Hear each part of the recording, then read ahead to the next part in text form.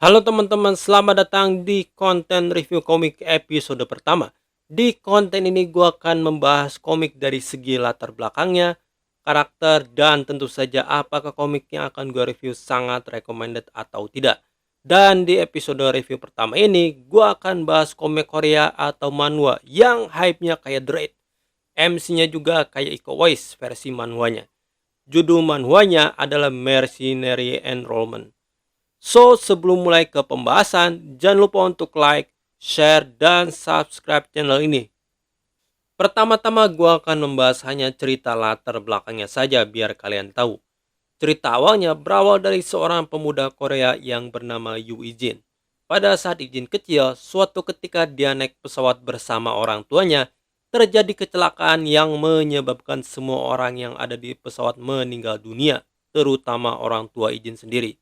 Yang selamat dari insiden pesawat tersebut hanya satu orang, yaitu Yu Ijin. Pada saat dia selamat, ternyata Yu Ijin direkrut oleh sebuah organisasi. Di dalam organisasi tersebut, Ijin dilatih dengan sangat keras walaupun dia masih kecil.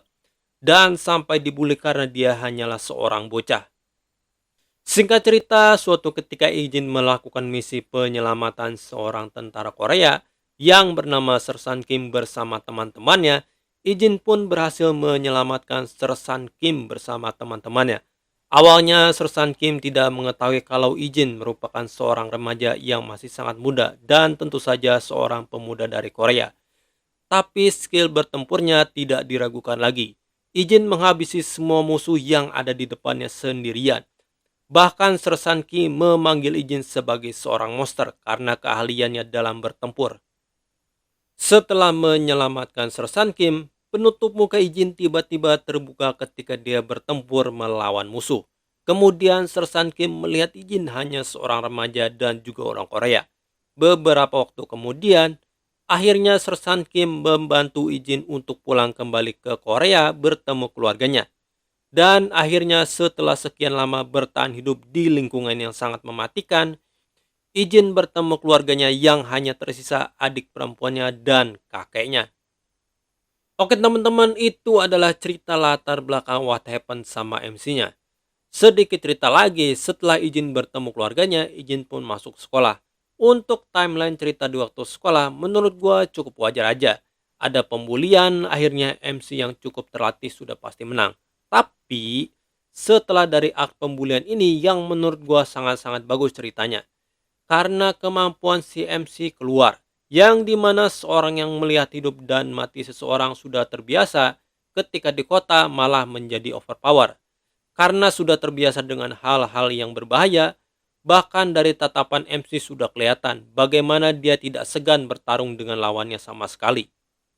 Tapi, gue tidak membahas alur cerita keseluruhannya. Yang akan gue bahas di konten ini adalah recommended atau tidak manhwa yang satu ini.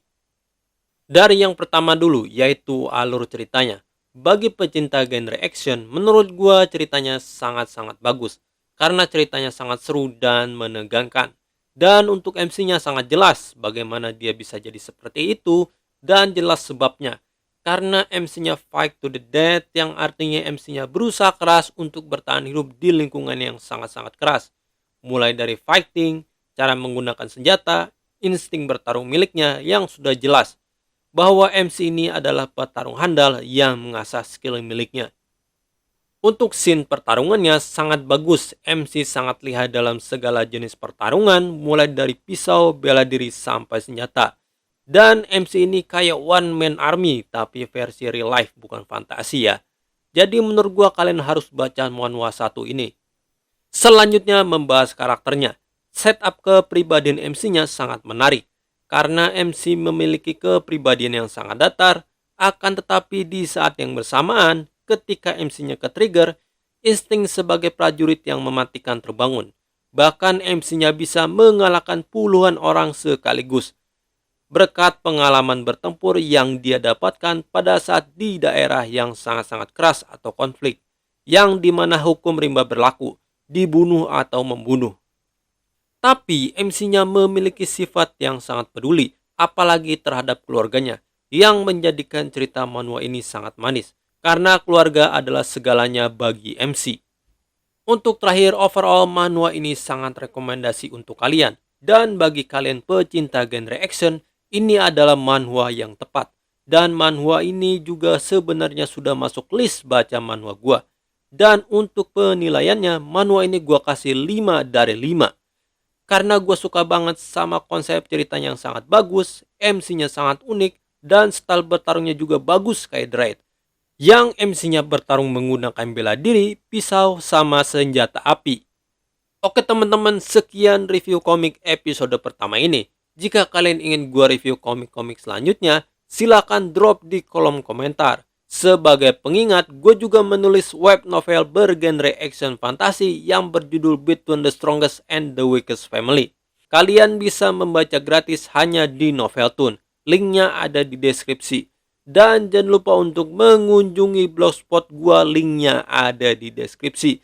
Karena sudah pasti gua update di blog duluan, karena gua nulis duluan di blog baru direkam.